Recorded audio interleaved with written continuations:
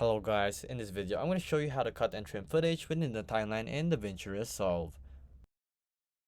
So to do this is pretty simple.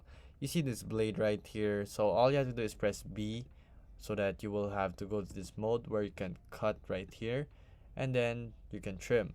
So basically the next one is going back to selection mode, pressing A, so it's B and A. So here you can delete this and then you can adjust this right here. So there you go guys, it's just this simple. So of course I don't want to do this with my clip right now, but you can do it if you want to. So you can also do your trim edit mode using letter T so that you can trim it right here and adjust it. So let's say you want to do this, and there you go. So it's just A, T, and B, just so you know. And of course you have your dynamic trims mode, which is W if you want to. A, W, T, B. So there you go guys, that is how you use the shortcuts here, so you can do trim and cut at the same time here in Davinci Resolve.